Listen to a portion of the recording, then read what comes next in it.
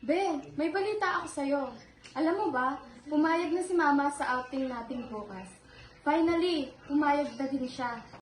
Yes, sa wakas naman makakasama ka na. Wala na magbaback out ha. Okay, Be. See you tomorrow. Okay, see you.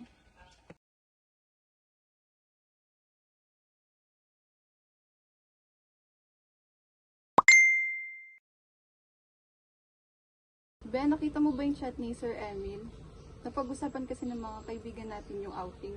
Kung tuloy pa ba? Ngayon ko nilang makakasama.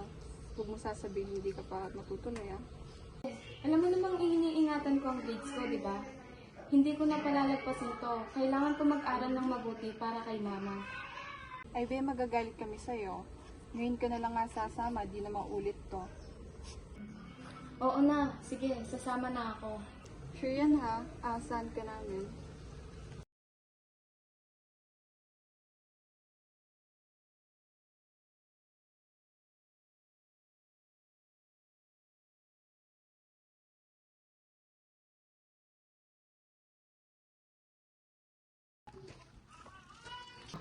Mga anak, kailangan ko muna asikasuhin ang mga papeles dahil malapit na ako mag-ibang bansa.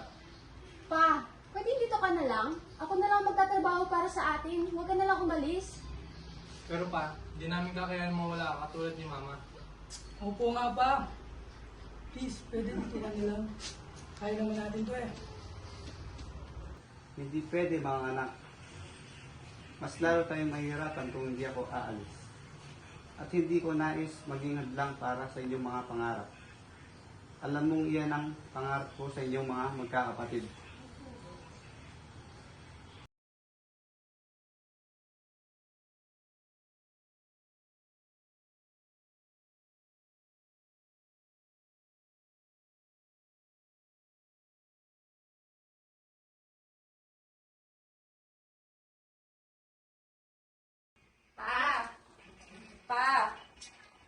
Pa, pwedeng kayo na lang muna ang bantay sa tindahan. Lalabas kami ng mga kaibigan ko eh.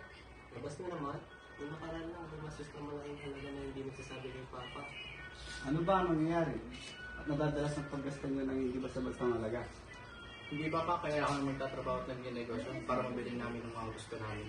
Kaya nga, hindi na namin kailangan mapagod. Hindi ko alam kung nagkulang ba ako sa pangarap at pagpapaalala sa inyo.